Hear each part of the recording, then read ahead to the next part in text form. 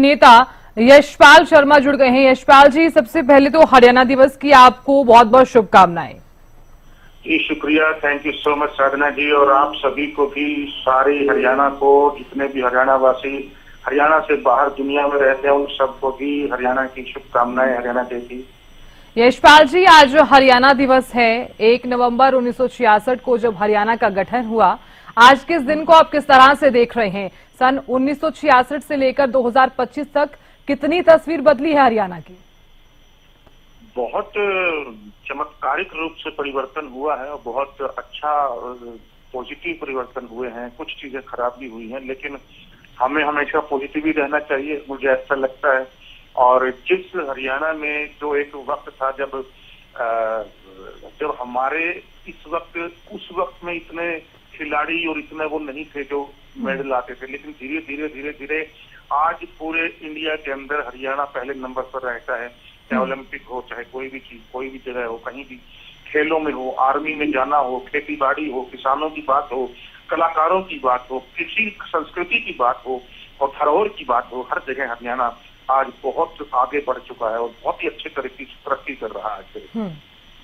बिल्कुल यशपाल जी, आप जिस तरह से लगातार जिक्र कर रहे हैं कि बहुत तस्वीर जो है वो बदली है। सन 1966 से लेकर 2025 तक कई बदलाव आपने भी देखे हैं। हालांकि अगर पहले की पीढ़ी की मैं बात करूं तो काफी सारी जो चीजें हैं जिसमें हमने बदलाव देखा भी है। आज की नई जो पीढ़ी है वो इसे किस तरह से देख रही है? नई पीढ़ी को तो देखो, हमारे बच्चे जो हैं उनको तो कुछ पता ही नहीं है उस संस्कृति का, क्योंकि आज सबसे बड़ी दुविधा जो है ये मोबाइल है और टीवी के चैनल्स हैं और गेम है और ये इंस्टाग्राम, फेसबुक और व्हाट्सएप जो है यूनिवर्सिटी, ये सारा इन्होंने बच्चों का ध्यान जो है ना वो पूरा भटका दिया है। और मतलब कोई 5% बच्चे इनसे मतलब अछूते हैं बस, अदरवाइज आजकल के बच्चे पूरे मोबाइल में उनको, और इसका बहुत असर पड़ रहा है। एक जो कंसंट्रेशन के साथ कला की साधना होती थी, कंसंट्रेशन के साथ किताबों के साथ लगाव होता था और साहित्य के साथ लगाव होता था, अच्छी रामायण देखते थे, महाभारत देखते थे, मालगुड़ी डेज देखते थे जो ध्यान लगा करके एक साथ। आज सब भटक गया है मामला, उनकी सबकी प्राथमिकताएं बदल गई हैं कि कोई किसी को, आज इतने सारे OTT चैनल आ चुके हैं और मतलब इतना सारा कुछ है देखने के लिए बच्चों के लिए कि कोई उसकी हद नहीं है। चाहे वो गालियों वाला कंटेंट देखना हो तो गालियों वाला देखते हैं, कुछ सेक्स वाला कंटेंट देख रहे हैं वो सेक्स वाला देखते हैं, कुछ भी उनको लगता है वो सब कुछ देख सकते हैं आज।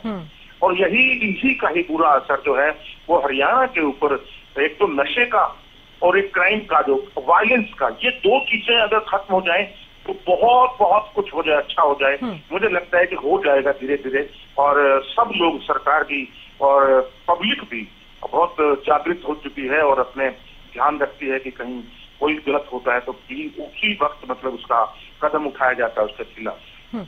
बिल्कुल यशपाल जी, देखिए आप जिक्र कर रहे हैं कि जो आज की पीढ़ी है वो काफी सारी चीजें हैं जो पीछे छोड़कर आ गई है। तो आपको नहीं लगता कि अगर कुछ बदलाव होना चाहिए तो क्या क्या बदलाव होने चाहिए? हालांकि सरकार द्वारा कई योजनाएं जरूर चलाई गई हैं। आप जिस तरह से नशे का जिक्र कर रहे हैं, कई अभियान चलाए जा रहे हैं जिसको लेकर नशा हरियाणा से काफी दूर भी चला गया है। हिस्सा हूँ अभियान का, मैं भी उसमें शामिल हूँ और मैं भी साथ दे रहा हूँ सरकार का उसमें। और मुझे अभी तक भी ऐसा लगता है कि एजुकेशन सिस्टम जो है वो पूरी तरीके से उतना अच्छा नहीं है जितना होना चाहिए, क्योंकि एजुकेशन जो है वो सबसे बड़ी चीज है। अगर हमारे इंडिया में एजुकेशन सिस्टम ठीक हो जाए तो आधी समस्याएं हल हो जाए,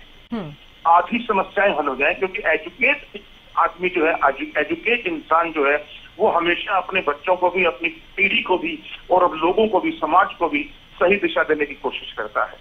मुझे लगता है कि एजुकेशन इज द फर्स्ट, और उसके बाद हमारे जो किसान भाई हैं, जो कृषि है, एग्रीकल्चर है, उसमें बहुत सुधार की आवश्यकता है, बहुत जरूरी, क्योंकि जिनसे हमें अन्न मिलता है, जिनसे हमें, वो हमारे भगवान है। वो हमने कई बार उन्हीं को ही नजरअंदाज किया है लाइफ में।